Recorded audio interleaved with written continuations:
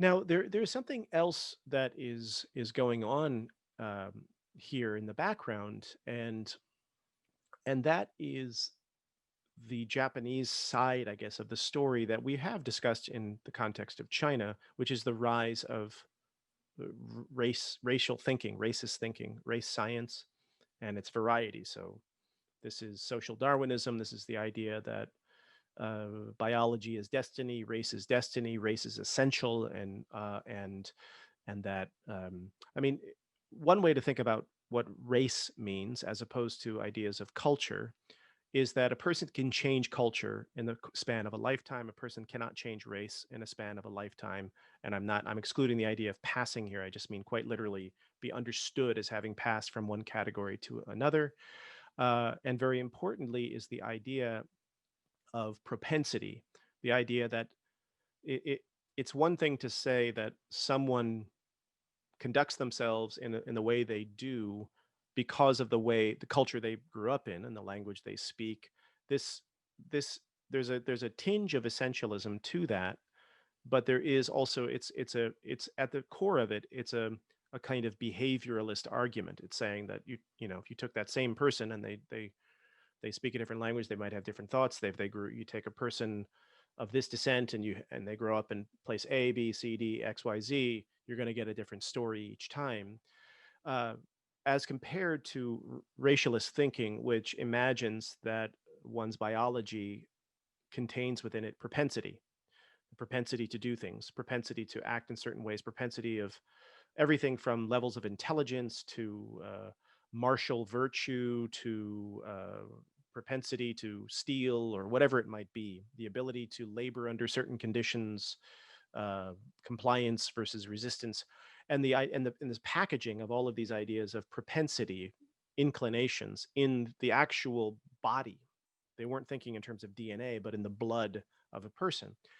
And this is not this these ideas are not born in East Asia. These ideas, of course, are born in largely in Western Europe and Great Britain, and then taken really formalized in the United States as like the sort of the great laboratory of eugenics.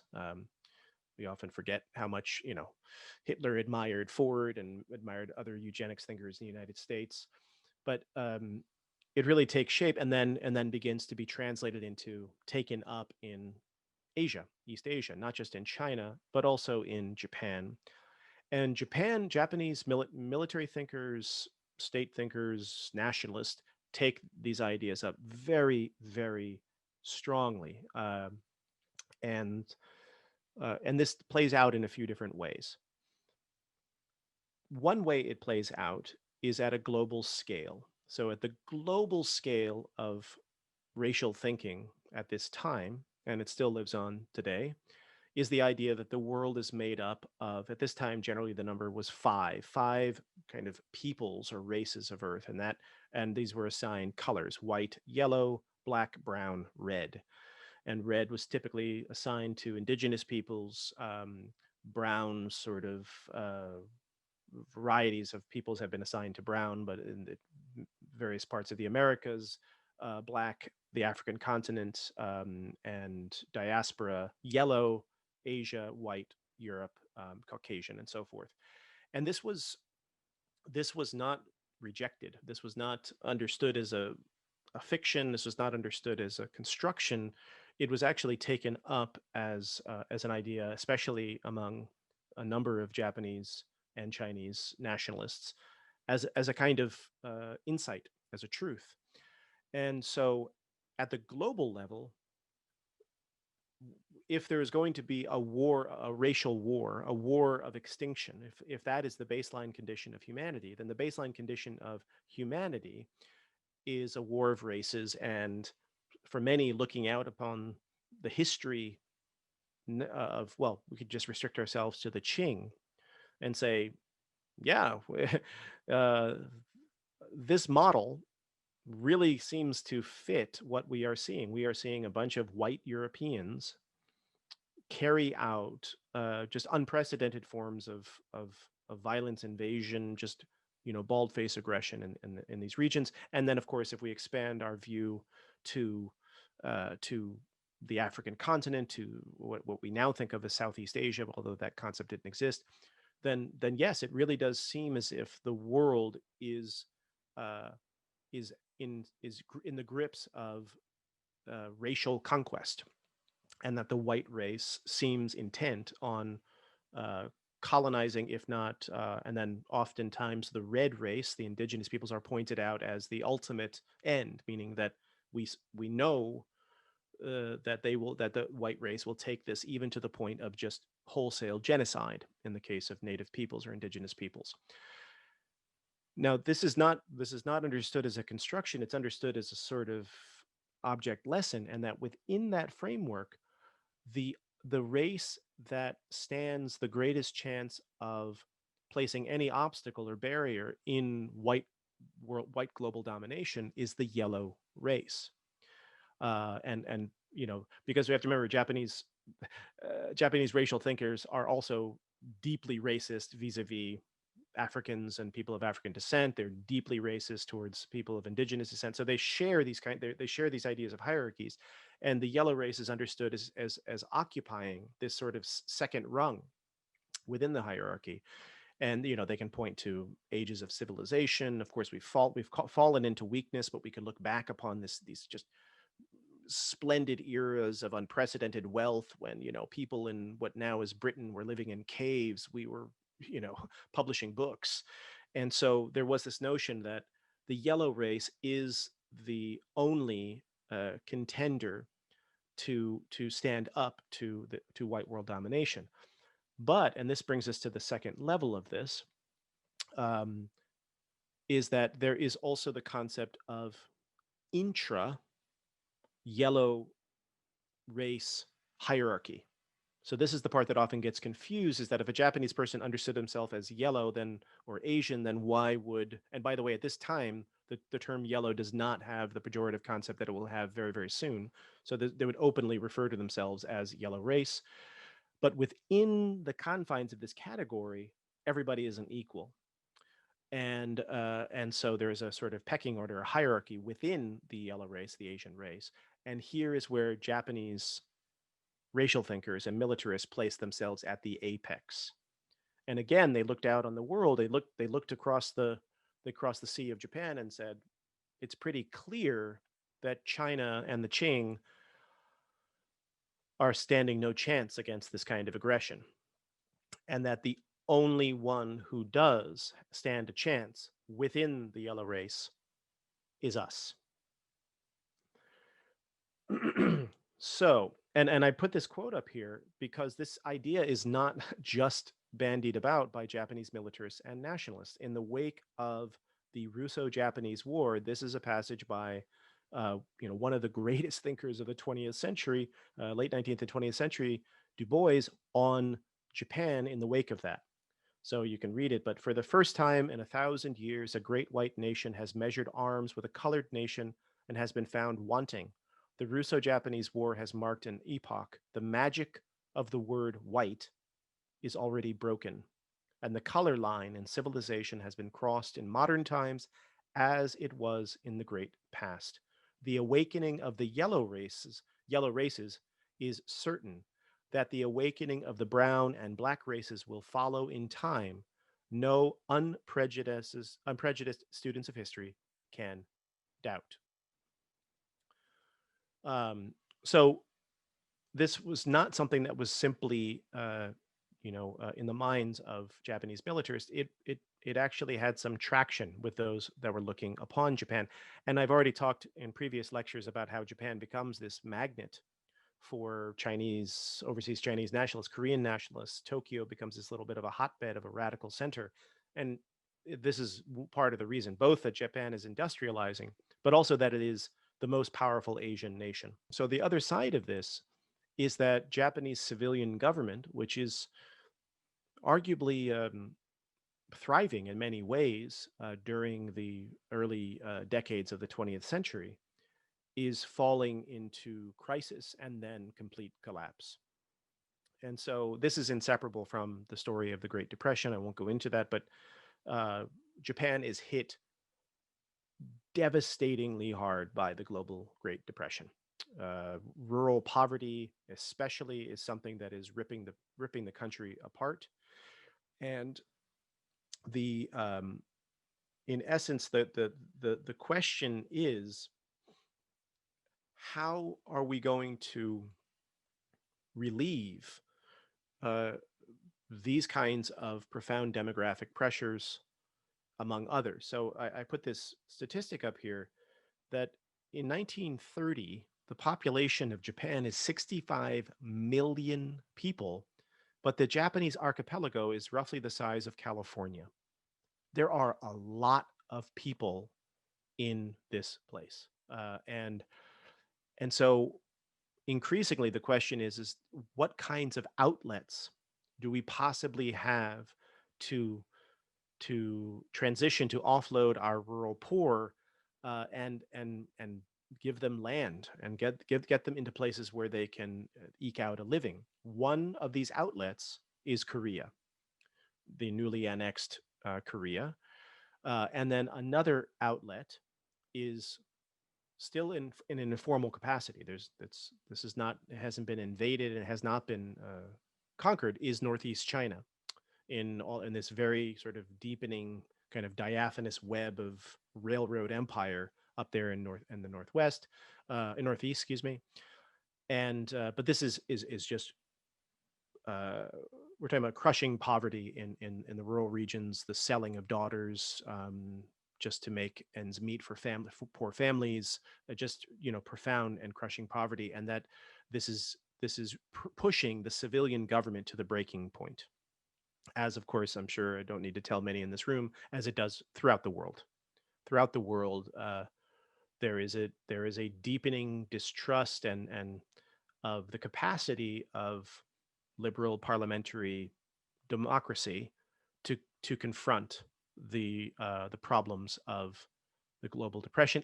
And this is why we're talking about the assassination of bankers and the assassination of heads of corporations, a, a deep distrust and growing hatred of these kind of tycoons and large corporations, because as the world descended into poverty, they watched as major industrialists maintain their wealth and their fortunes, and so it was a distrust of civilian government and of capitalism. We of course see this in European fascism as well. There was a deep, deep distrust of capitalist industrialists in the European theater, of course, inflected with ideas of anti-Semitic racism in some cases, but not in all. But it's sort of deep, deep critique of capitalism that came out of that period. Same thing happens in Japan. So just to give a sense here, between May 1932 and then the end of the war, there were 11 different heads of government. It was just sort of cycling through that. Only 3 of these were civilian. The others are from one or another branch of the Japanese military. And there were during this period a number of attempted but failed military coups against the civilian government, most notably in February of 1936. Um, and uh, these ended in bloodshed. These ended in high level, either successful high level assassinations or attempted high level assassinations. That's the Great Depression really pushed not just Europe to the brink and over the edge, but also Japan. And then I won't go into this, but this is just to remind ourselves of how deeply embedded Japan is in China. Here's one note here. Circa 1927, 85% of Japanese foreign investment is in China. It's like China is the whole ball game. Okay. Now, we're leading up to 1931 here, but we in the invasion of Manchukuo, but and the occupation of Manchukuo, this is somewhat of a misnomer, however, because the military is already there. It's not as if they were, there's no military presence and then an army invades this territory. There was a Japanese military force already present in the region, whose entire purpose for being was the protection of Japanese investment and nationals in northeast China, in Manchuria. And this is the Kwantung Army. It is, in essence, the protection of the South Manchurian railway infrastructure that begins to be developed by Japan after Japan defeats Russia in the Russo-Japanese War of 1904-1905. So this army is it's just think about this. Its sole purpose is the protection of this infrastructure, uh, but its its whole theater of operations is not within the confines of Japan. It's not like they're just being trained in Japanese bases and then they're being deployed and come back. That they are literally, uh, the Kwantung Army is, for all intents and purposes, China based, but it is not an army of occupation. It's an army of sort of support of this infrastructure. And especially within the officer class and of this branch of the Japanese military, were some of the most hawkish, jingoist, and expansionist of all of sort of a growing number of Japanese militarists and war hawks. They, if generally speaking, Japanese state leaders and military leaders thought of Northeast China, Manchuria, China as essential to the future of Japan. These guys really thought it. And for them, in many cases, the civilian government didn't believe this enough or wasn't acting upon this truth sufficiently. And and so in this circle, there was a growing sense that we need to take a much more direct and much more aggressive posture. But again, they're already there in China, so we can kind of begin to understand why they might have this view in ways maybe that the Japanese Navy did not necessarily. So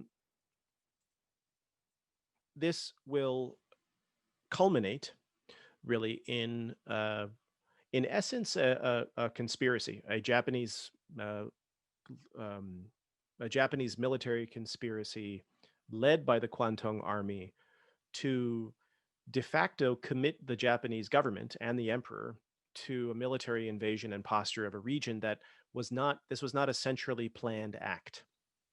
It was one in which a branch of the Japanese military of its own volition undertook an occupation and presented the Japanese homeland with a sense of, now you got to back us. You got to come in. You got to come in and support us with this, because otherwise it would have been, well, vast embarrassment, a variety of things. But it was presented in essence as a fait accompli. And before I mentioned, just the general timeline of this, the timing of this, and why, and one reason that the these kinds of Japanese militarists were becoming increasingly worried and increasingly hawkish, like they wanted action, is inseparable from what we talked about last week with the Northern Expedition and the ostensible unification of China. They're looking out, Japanese militaries are looking out and saying, on the warlord period, for example, and they're thinking, okay, well, we've got a sort of we've got a very weakened central government. We don't want this to completely collapse, but there's no real serious contender here. To just a few years later, a very strong a military officer leader, Chiang Kai-shek, at the head of a unified government with a newly formed capital, in an era of growing popular nationalism. And they are thinking to themselves, our position in 5 years is going to be worse than our position now. And it's again, the kinds of logics that you see in many lead ups to war. I mean, the many discussions of the lead up to the Great War, World War One, the idea that there is something inevitable coming, and if we wait, then the other side is going to be stronger than they are now. But in this case, it wasn't a centrally planned decision. It was one that was, you know, foisted upon the Japanese homeland really by this branch of the military, the Kwantung Army. It was a false flag attack. It was ostensibly It was meant to look as if a portion of the railway had been destroyed by, in essence, Chinese terrorists, Chinese military, and that was the the first step in justifying what would then become a sort of domino effect, leading to a full-scale occupation of the region by the Kwantung Army, which takes place and culminates in the fall of 1931. It really, again, drags the empire into it. Now, intriguingly, at this point, uh, and one could say understandably and sanely, uh, the decision on Chiang Kai-shek by Chiang Kai-shek is not to respond. And the fear here is that this would simply further justify a deeper southward push of the Kwantung Army. They recognized, I mean, we are 3 years and change into the Nanjing decade. And as I mentioned before, the so-called unification of China is paper thin. We still have effectively warlords out there. There are many, many military conflicts still ongoing between Chiang Kai-shek and ostensibly former warlords who still have their militaries, who still have their power. And Japan is a formidable industrialized power. So, they're not stupid in this, and the decision is really to not engage with this. And so by the end of 1931, Japan is in possession of this very large swath of what is now we think of as the head of the rooster, the head of the rooster. If the map of the PRC looks like a rooster, this is the head thereof. Um, Now, what China does do is attempt to appeal to the international system. And the League of Nations, formed in the wake of the First World War, the Great War, was supposed to do just this. This was supposed to be an international body whose very reason for being was to assure that these kinds of things would not take place, that we would not be dragged back into another great conflict, and that this central body would play a role in prevention thereof. And so China appeals to the League of Nations. There is a commission, the Lytton Commission, named after the sort of head of it, that is dispatched to Manchuria, Japan, and China, and undertakes this sort of fact-finding mission. And it eventually presents its report, the Lytton Commission report, which you can read. There are online versions of it, and basically it pisses off everybody. Japan is sort of annoyed at the tone of rebuke of Japan's actions. China feels that it is a toothless report and doesn't come out nearly strongly enough against Japan. And in the end, it results in Japan's withdrawal from the League of Nations. And this is arguably, if the next major embarrassment of the League of Nations will involve Italy and Ethiopia, but this is a major embarrassment to this international body. I mean, it deals a major blow. The major industrial Asian power has just basically called this body a fraud. The idea of calling it a fraud or calling it fraudulent is connected to the earlier discussion we had about race and racial thinking. And you have to remember that um, after the sting of the triple intervention, after the first Sino-Japanese War, when Japan is behaving exactly the same way as all of these other white imperial powers, and then there's an intervention of these white states who say, oh, good boy, very good job, okay, give it back. This kind of intervention that it took as a major rebuke and interpreted along lines of ideas of hierarchy and supremacy. There was a second issue which I didn't delve into here, but that was a major issue, and this was the a naval treaty that was part of this effort in the post-Great War period of placing checks on arms races, sort of like a salt kind of almost like a salt-like treaty at the time. And the international body dictated the ratio at which different industrial powers were permitted to own battleships and own certain kinds of naval ships. And I'm blanking right now on the ratio, but Japan got afforded some sort of the lowest of the ratio. Like the European powers got to have 10, 10, and then 3. And in fact, if Japan were to follow this, they would have had to destroy naval ships that they already had in their possession and that were kind of a source of popular pride. Like these things had sort of, I grew up for a good portion of my life in Annapolis, so when the midship, when you'd have whatever Fleet Week and stuff. This was Japanese Fleet Week in essence, in which people came out and saw these gorgeous modern battleships. Well, now the white European world was telling them, and the United States was telling them, sorry, sorry, good little boy, you don't get to have those toys. That's for the adults at the table. And one after the next, these kinds of things were piling up. And arguably, the withdrawal from the League of Nations was, was Japan's way of saying the League of Nations is, in essence, a white European body. That's what it is, and claims to universality are um, figments of our imagination. We don't buy this. We are withdrawing. We're withdrawing from it. And so this ends in Japan's withdrawal from this international body, and its timing is connected to further expansions from this base of operations in Manchukuo deeper, all the way up to the Great Wall of China. So all the way up to the Great Wall of China will in the Northeast will basically fall under Japanese control. This is still an open question. Like, why is it that Japan simply doesn't annex this territory and just make it part of Japan? Um, and why does it instead sponsor the formation of this ostensibly independent nation state of Manchukuo and really invest in this idea of it? So it has its own postal system, it has its own currency. It has its own flag. It has its own national anthem. It has its own things. They go really really far out. And one of the things that they do, which if anyone has seen The Last Emperor of China, you already know this story, is that Japan went on the hunt for a new leader of this area. And it could not be a Japanese person. It couldn't be, because that would kind of ruin the mythology of it.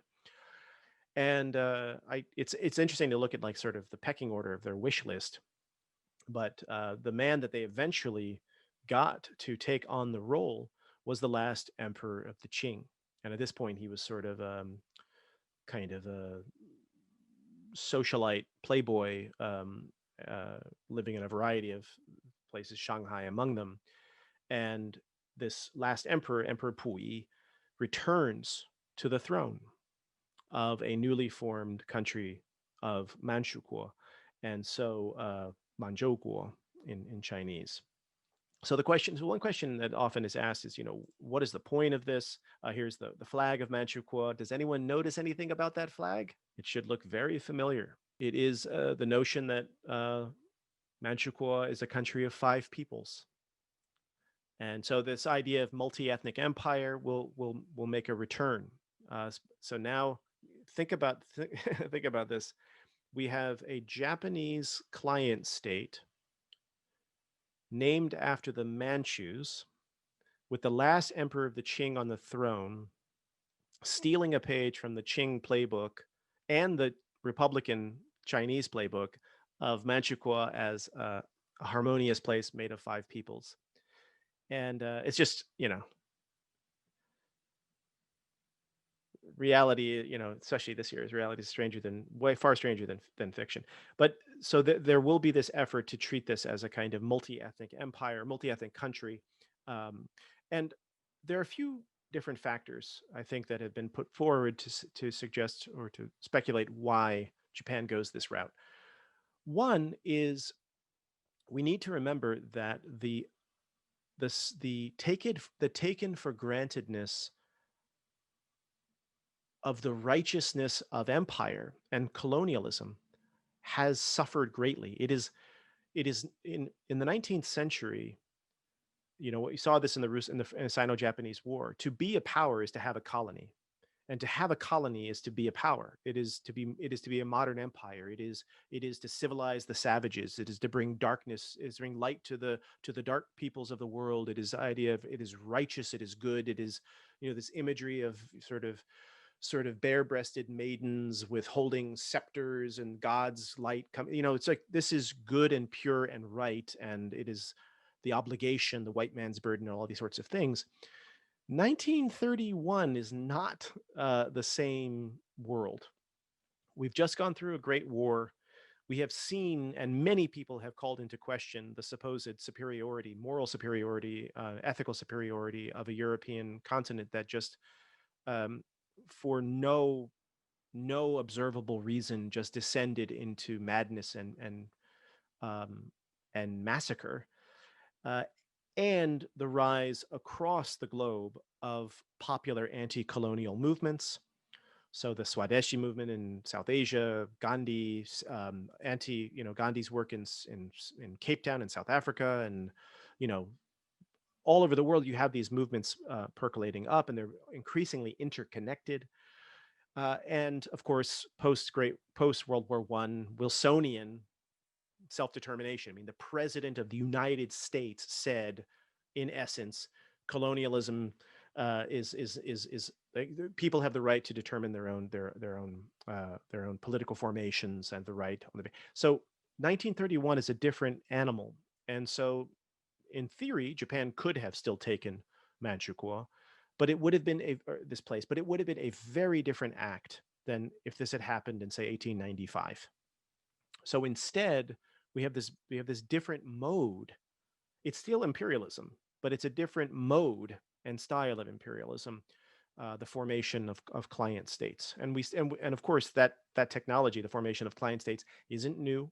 It's been done in the past. I mean, it was a favorite of Napoleon, and many, but it's now being sort of married together with modern industrial power, capitalism, and so forth, and given another life.